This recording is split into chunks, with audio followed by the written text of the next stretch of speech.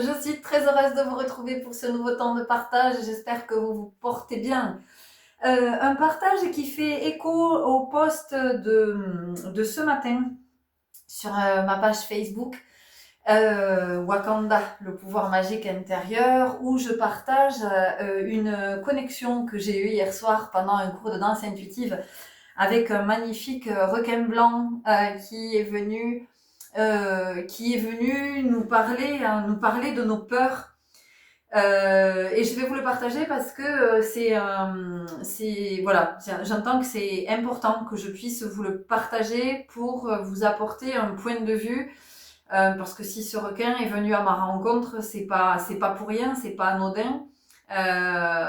Surtout dans les espaces dansés, c'est toujours pour que je partage ces connexions et les messages que je reçois.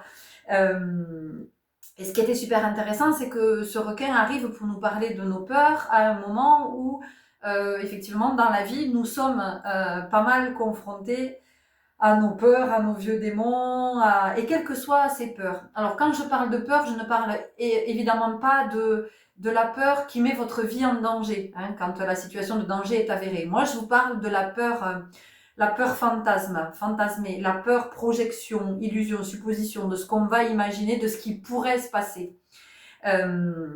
Mais qui fait tout aussi peur, hein, voilà, qui est vraiment là. Et donc ce requin, ce qu'il est venu nous dire hier soir, dans ce qu'il est venu me transmettre, c'était super intéressant. Il m'a mise en situation.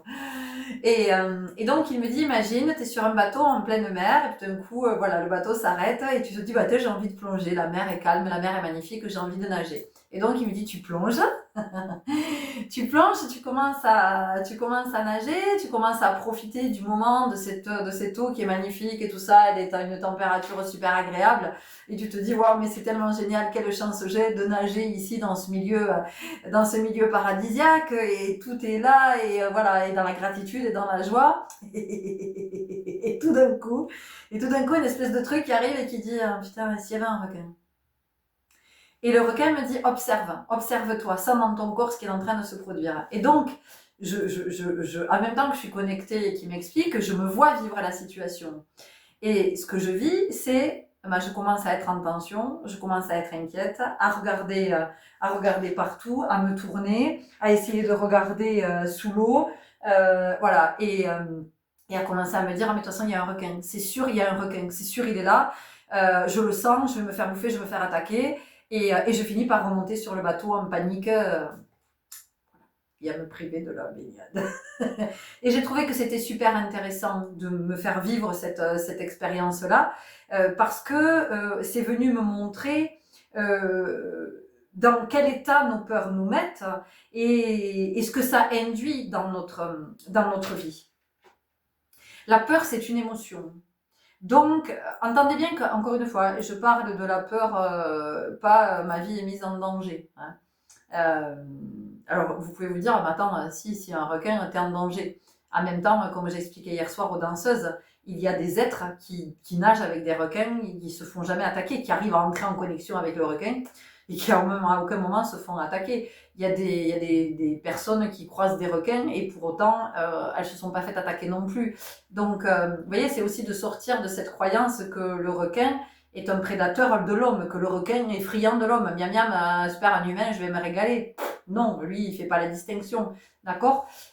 Donc, cette peur fantasmée, elle vient évidemment de quelque chose ou qui a été vécu ou qui a été transmis. Alors, soit ça a été transmis ici dans le vivant, pas dans l'éducation, parce que ce sont des peurs qui appartiennent à nos parents ou à nos grands-parents. Ça peut être transmis d'une vie antérieure, donc on est sur un autre plan, donc on est avec cette mémoire-là, ou ça peut être transmis sur le plan générationnel, et on arrive effectivement avec ça dans notre ADN, dans nos cellules et dans les mémoires cellulaires. Donc, c'est important de pouvoir déjà se dire, ok, j'ai peur. Voilà. Et quelle est cette peur? De quoi est-ce que j'ai peur? Et ça, je ne vais pouvoir l'identifier que si je remonte effectivement à l'enfance. Et si je vais revisiter, tiens, de quoi j'ai manqué quand j'étais enfant, par exemple, parce que c'est souvent la peur du manque. C'est la peur du manque, c'est la peur de la perte. souvent, très souvent. Et c'est d'observer ce que la peur va induire. C'est-à-dire qu'à partir du moment où la peur va s'activer, je vais commencer à nourrir des pensées qui vont me plonger dans un état de stress. Cet état de stress va induire une notion, un mouvement d'urgence. Et cette urgence que je suis en train de créer, qui n'existe pas, c'est moi qui suis en train de le manifester. Et cette notion d'urgence va me pousser dans des comportements, dans des choix qui ne sont pas les plus justes. Autrement dit, je vais me retrouver à prendre des décisions ou à opter pour une attitude qui peuvent être extrêmement délétères, soit sur le moment, soit sur du long terme. Par exemple, je suis en contrat de travail, mon contrat de travail arrive à sa fin. Peur, panique. Qu'est-ce que je vais faire après? Et comment je vais faire si j'ai pas d'argent? Je vais commencer à me faire tout un scénario par rapport au fait que qu'est-ce que je vais faire si je ne retrouve pas d'emploi et si je n'ai pas d'argent. Donc, je vais m'imaginer toute une histoire que je vais construire et à partir de là, je vais me mettre en mouvement, c'est-à-dire que je vais partir dans tous les sens pour vite trouver un emploi. Je ne vais pas réfléchir à ce que cet emploi va me convenir ou pas. Je ne suis plus dans la lucidité et je ne peux pas être dans le discernement. Donc, je vais m'affoler jusqu'à ce que je trouve un emploi. Quand je vais trouver un emploi, quel qu'il soit, il y a quelque chose en moi qui va pouvoir se détendre. La peur va arrêter de se manifester. C'est comme si j'avais étanché une grosse soif. J'ai trouvé du boulot, je suis sauvée, je ne manquerai pas, à la fin du mois, j'aurai un salaire. Ok. Ce que je ne vois pas, c'est que sur du court, du moyen ou du long terme, peut-être que cet emploi ne va pas m'intéresser, je vais m'ennuyer, je vais être frustrée. Peut-être que les horaires sont incompatibles avec ma vie de famille, avec mes activités de loisirs que je ne pourrai plus pratiquer parce que peut-être j'ai plus le temps dans l'organisation, les horaires, donc tout ce qui me faisait du bien, je n'y ai plus accès. Peut-être que je vais moins voir mes amis parce que je suis fatiguée, parce que peut-être que ce job-là va entraîner une grosse fatigue, un état de santé qui va se fragiliser, mais j'ai un salaire et j'ai plus peur. Voilà. Donc, à un moment donné, peut-être qu'il vaut mieux regarder du côté de « tiens, pourquoi est-ce que j'ai la peur du manque ?» Essayer d'être en introspection à cet endroit, de remonter jusqu'à l'enfance, par exemple, de comment j'ai manqué, de quoi j'ai manqué. En tout cas, j'ai eu le sentiment que je manquais. Et c'est de pouvoir le regarder pour pouvoir le soigner. Parce que sinon, toute ma vie, cette peur va se manifester. Et toute ma vie, je vais faire des choix qui ne seront pas alignés, en fait, qui ne seront pas justes. Là, j'ai pris la question de l'emploi. Mais ça peut être n'importe quoi. J'en sais rien. Je peux avoir peur que mon compagnon, ma compagne me trompe ou me quitte. Voilà. Allez, donc c'est parti. Je vais tout suspecter. Tous ces faits et gestes vont être remis en question parce que cette peur s'est déclenchée. Donc, c'est quoi la peur? La peur, c'est la peur de la trahison, c'est la peur de l'abandon. Ok. Donc, ici, ce que j'ai à faire, au lieu de focaliser sur cette peur, c'est de me dire, allez, je remonte dans l'enfance. Je vais aller regarder à quel moment je me suis sentie trahie par mes parents, à quel moment je me suis sentie abandonnée par mes parents. Comment ça s'est reproduit après, avec d'autres adultes, avec des copains, des copines.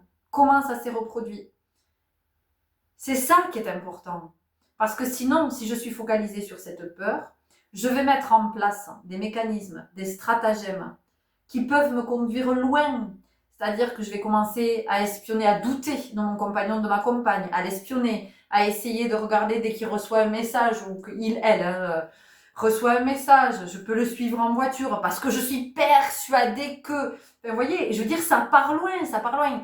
et vous imaginez tout ce que vous mettez en place, hein, tout le mal que vous vous faites dans ces moments-là, et comment vous ne vous respectez pas, c'est-à-dire comment vous ne respectez pas le divin en vous. Donc, entendez bien que ce que je vous partage ici, c'est pas du tout du jugement, c'est pas de la critique, parce que quand on vit, quand on est avec la peur, on perd toute lucidité, on perd tout discernement, on perd pied, on est très déstabilisé.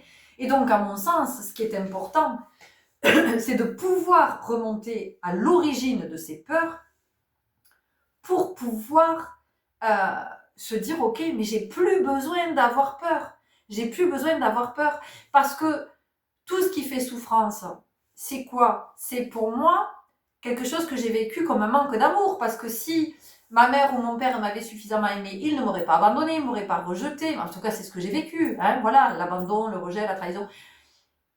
Donc, ce manque d'amour-là, c'est comment moi je vais apprendre à m'aimer, me le donner cet amour, pour ne plus avoir peur, puisque la vibration opposée à la peur, c'est l'amour. Partout où il y a de la peur, c'est qu'il manque de l'amour de soi. Donc, au lieu de focaliser sur cette peur, de partir dans des scénarios qui possiblement n'arriveront en plus jamais, et dans des choix, dans des attitudes, dans des postures qui sont extrêmement délétères et qui vont entraîner de la souffrance, possiblement pour moi et pour mon entourage proche, alors il me semble qu'il est opportun d'aller regarder du côté de la blessure, d'aller regarder à quel moment ça a été généré, ou le manque, ou peu importe, d'accord? Donc voilà, j'avais envie de vous partager ça. Et de vous dire aussi que, en fait, avancer sur le chemin, c'est quelque chose, enfin, c'est un mouvement qui est de chaque instant. C'est-à-dire, c'est quelque chose qui pousse à être le plus souvent possible aligné et de s'observer et de... Parce que souvent j'entends, oui, mais moi c'est bon, ça je le comprends, mais après dans la matière je fais comment? Ben posez-vous. Prenez le temps de vous poser, d'être en silence et d'être dans l'introspection. Et osez aller voir ce qui a été blessé quand vous étiez enfant. Évidemment que ce sont des moments qui sont pas faciles à vivre, parce qu'on va réveiller, on va revisiter quelque chose qui a été extrêmement douloureux, et puis de l'histoire que l'on s'est racontée, l'enfant que l'on était, l'histoire qu'il s'est racontée à ce moment-là et comment ça a pu être souffrant pour lui, des mécanismes qu'il a mis en place ensuite cet enfant, pour arriver à se construire, à tenir debout. Il n'empêche que les bases sont extrêmement fragiles, elles sont friables les bases, et c'est ce qui fait que on est dans la vie, on est déstabilisé, on est bousculé, on est désarçonné et on perd notre lucidité. Pourquoi? Parce qu'on n'est plus ancré. Et donc en fait, à chaque fois que nous sommes à vivre une expérience qui réveille une peur, plutôt que d'essayer de trouver un palliatif à cette peur, c'est d'oser aller regarder, de prendre ce temps de se dire ok, là je suis plus ancrée en fait.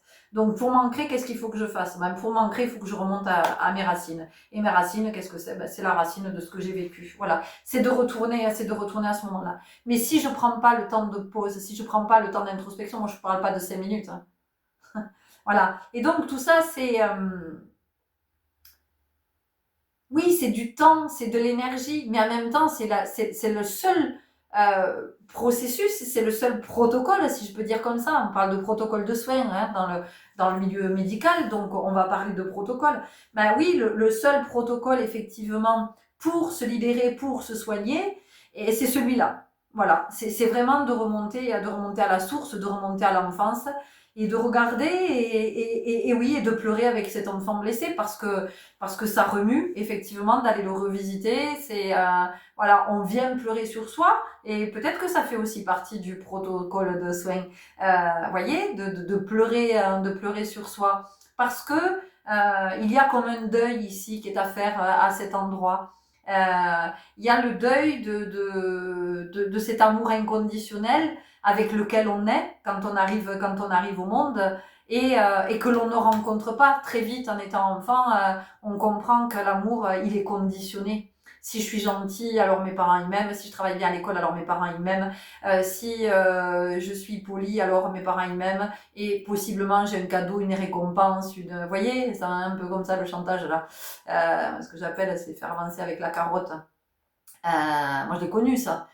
C'était si j'avais des bonnes notes, on me payait la danse, et si j'avais pas de bonnes notes, on me payait pas la danse. Et comme mes parents savaient que de toute façon, sans la danse, c'était pas possible, bah, évidemment que je faisais tout pour avoir des bonnes notes. Mais vous voyez, c'était du marchandage qui était pas ok. Voilà, j'en parle sans rancune. Et on en a parlé avec ma mère il y a pas longtemps. Elle m'a dit, ouais, elle m'a dit, je l'avais pas vu comme ça du tout. Elle me dit, aujourd'hui, je comprends. Elle me dit, je réalise effectivement que ouais, ça se fait pas, quoi. Bon, voilà. Donc, encore une fois, c'est de l'introspection, c'est ça, hein, le travail à soi. Hein. C'est vraiment, c'est pour ça que quand j'entends parler de développement spirituel, de développement personnel, de spiritualité et tout ça, qu'est-ce que ça veue dire? Qu'est-ce qu'on met à cet endroit? Et que moi, le développement personnel, je peux plus entendre parler.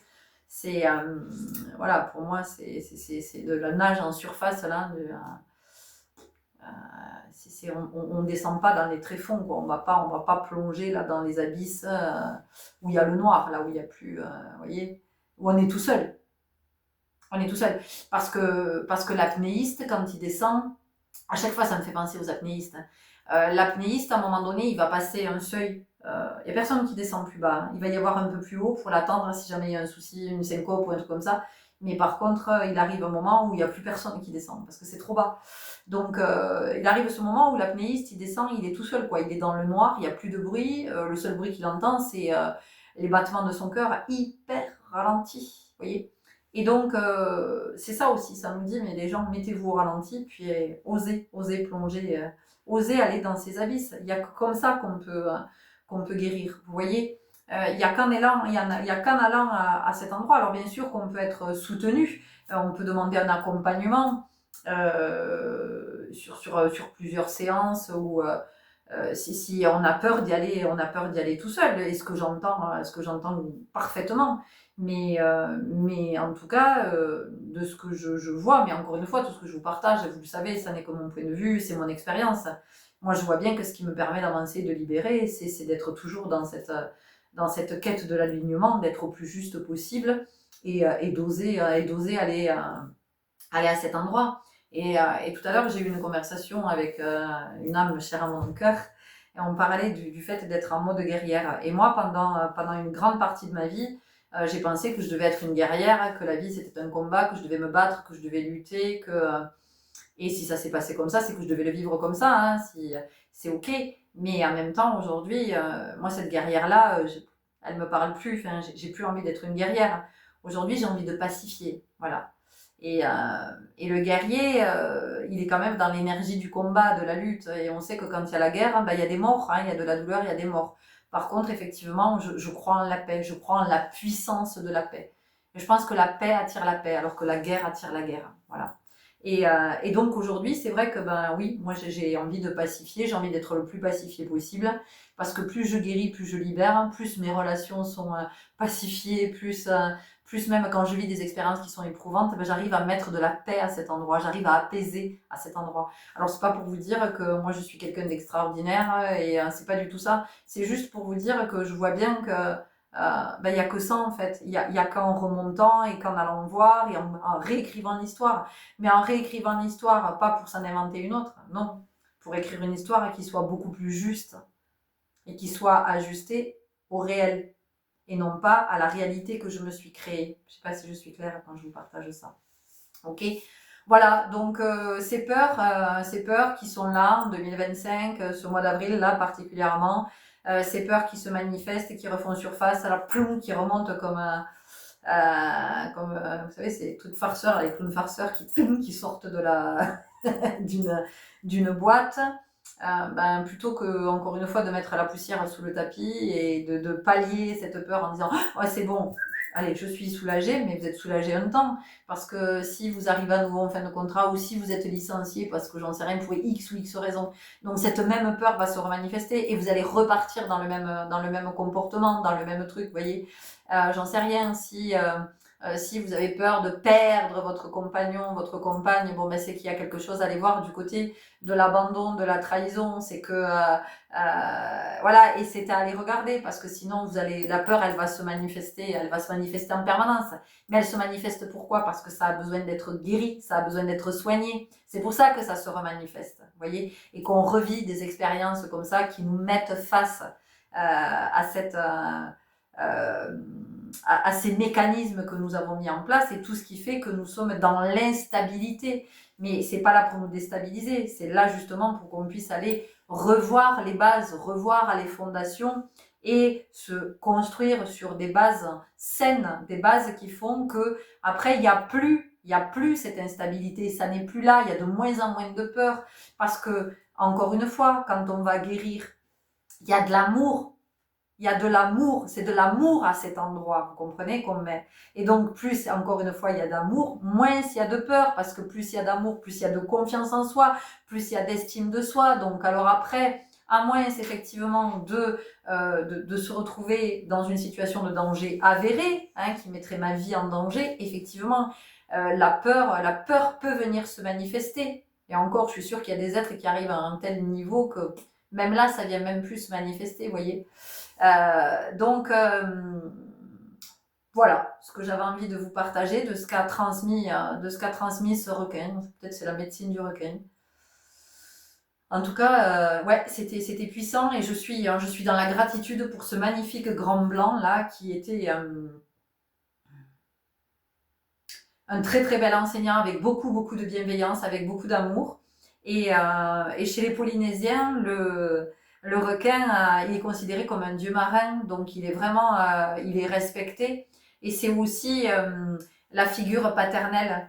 Et c'est ce que je disais aux danseuses hier soir, c'est que la figure paternelle, elle peut faire figure d'autorité, on peut se sentir en insécurité à des moments, mais la figure paternelle, c'est aussi celle qui peut faire que justement on va se sentir en sécurité, qu'on peut être protégé et qu'effectivement quand on est enfant et qu'on a pu confier à son père, ah, ben, tu sais papa, voilà j'ai peur d'un tel ou j'ai peur de ça et là le père peut être à cette place-là de dire ah, mais tu sais je suis là, voilà tu n'as pas à avoir peur, ne t'inquiète pas je suis là et là il y a quelque chose en soi qui se dit ah, c'est cool voilà. Et donc ce requin il fait aussi figure il représente aussi cette figure paternelle. Donc, il y a peut-être quelque chose aussi à voir du côté de votre relation au père et de comment peut-être il est temps qu'il y ait une réconciliation. En tout cas, si c'est pas dans la matière, que ce soit au moins dans l'énergie, peut-être que c'est le moment pour vous de vous réconcilier avec le père, avec la figure paternelle, peut-être le père que vous êtes aujourd'hui aussi. Et puis c'est aussi se réconcilier avec l'homme au-delà de ça. Donc c'est se réconcilier avec la polarité masculine, alors en l'autre et en soi. Et c'est aussi se réconcilier avec l'homme, le masculin incarné. Voilà, donc c'est aussi la possibilité de réconciliation et de pardon. Et quand on pardonne, mais c'est pas l'autre qu'on pardonne, c'est soi que l'on pardonne. C'est soi que l'on pardonne parce que, en fait, où on a pensé ça, où on a vécu ça, où on a dit ça, peu importe. Et parce que le pardon, qu'est-ce que ça veut dire? Quand je me pardonne, ça veut dire que j'accepte que ça fasse partie de mon histoire. Voilà. Et donc que que je suis vraiment ici dans la pleine présence et non pas dans une espèce de fantasme de oui, mais moi j'aurais préféré que ma vie ce soit ça et j'aurais préféré que mes parents ils me parlent comme ça et j'aurais préféré que si, que là, que machin, que mon père il soit comme ça, que ma mère elle soit comme ça, que mon frère, ma soeur, ça se passe comme ça, j'aurais préféré. Oui, très bien, j'aurais préféré, mais c'est pas ce que j'ai vécu. Donc finalement, en me pardonnant pour tout ce que j'ai vécu, eh bien, j'accepte que ça fasse partie de mon histoire et je suis d'accord avec ça parce que je comprends que c'est mon âme qui a choisi ça pour pouvoir grandir, pour pouvoir s'élever. Et cette incarnation terrestre, à mon sens, elle est là pour ça. Qu'on soit vraiment dans ce processus ascensionnel et de comprendre qu'il y a l'humain, certes, mais à l'intérieur de l'humain, sous la forme humaine, il y a le divin. Et donc c'est comment, en fait, on va se reconnecter toujours à ce divin. Et ce divin, qui est-il? Le divin, il est l'amour incarné. Il est le principe créateur. Voilà. On en revient toujours même Voilà, peut-être que je vous répète toujours les mêmes choses, mais en fait, c'est ça quand même, le principe créateur, c'est donner vie. Voilà. Donc, à quoi je donne la vie? Parce qu'il est évident que quand je vibre à l'amour, je ne donne pas vie aux mêmes choses que si je vibre à la peur. Hein, les choix ne vont pas être les mêmes, les comportements ne vont pas être les mêmes, les conséquences dans la matière ne vont pas être les mêmes. Ce que je vais manifester sera différent. Ok? J'espère que ça vous aura parlé, que ça vous aura éclairé. Merci, merci, merci, merci. Merci pour vos belles présences. Merci pour votre écoute. Merci pour tous vos partages, vos témoignages. Merci à toutes les personnes qui me contactent pour des guidances. Je suis toujours très heureuse de vous accompagner. Merci aux personnes qui viennent en soins, qui viennent danser avec moi. Tout ça, tout ça. Et merci pour ce beau chemin que vous marchez. Prenez grand soin de vous. Je vous dis à très bientôt. Au revoir.